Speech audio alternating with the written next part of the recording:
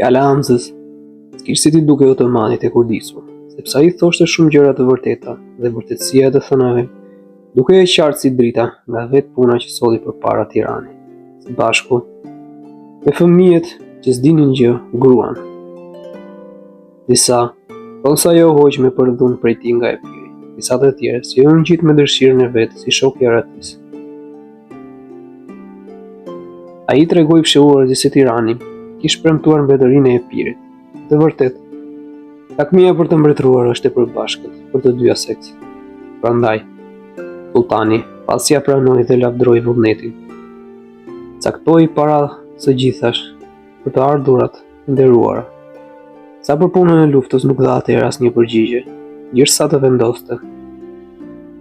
Si zakonisht me prokuratët, sepse përdia e re e Beratit ua kishte thyer atyre edhe zemrën edhe fuqinë. Si pa ndonjëherë që Mehmeti të kishte një pikullim të tillë, si tani, nga asnjë kërdi, sepse shpirti krenar i tij ligjej ditë e natë nga dëshira për shpagim. Por edhe kish frikë e ish në angë, për fatin që kish provuar e si kish ecur. Dhe prandaj, sipas mendimit të të gjithëve, e shtyn pa ndonjë zor luftën hungareze, për më vonë, dhe vendosën që të kërkonin shpagim para të tupë të tyre vetëm nga Epiri, gjasa s'kish mundësi të kujdeseshin njëkohësisht për të dy luftrat.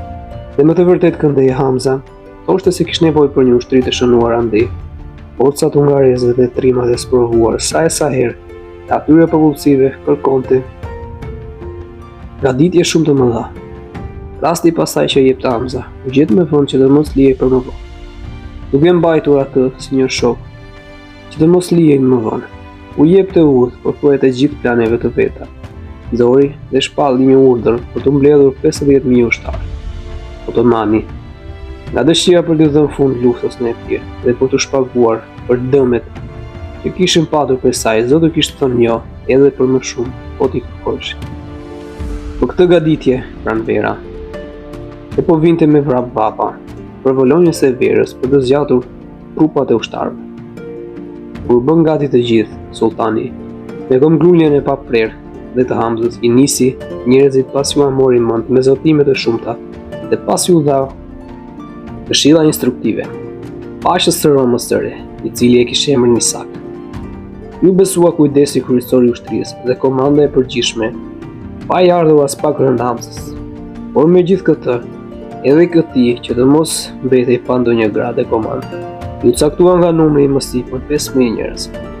Lajmi i kësaj gaditje nuk erdhi pa ndonjë mërzitje dhe frikë nga ta. Veçanërisht nga roja Dibran, përkundrazi, çështja e shoshit, siç ndodh në shumë mbledhje ushtarake, me shmënyrë duke i pritur e bërë zap me armi kaq i madh, në anë pritash dhe përleshje të ushtarëve. Apo mos duhet kërkuar përfundimin e asaj lufte, në anë të ndonjë manovre gabonese. Ajo që e shtonte edhe më tepër frikën ishte puna që shikonin se ndërsa që andej lajmet po vinin çdo ditë e më të dëndura, dhe nga ana e të vetëve, s'po gadite ende ndonjë ushtri, dhe me forcë mbrojtjeje, përpara një stërkeqje aq të dukshme dhe një rreziku pothuaj fare të afërt. Të vërtet Skënderbeut, në fillim, nuk ju bëri thuaj fare të afërt, se duhej përshtypje, lajmi i përhapur për arsye të mos se mendonte që Mehmeti s'kish për ta lënë kur Munjan, grupin hungarez, duke kthyer morinë e tij kundër Epirit.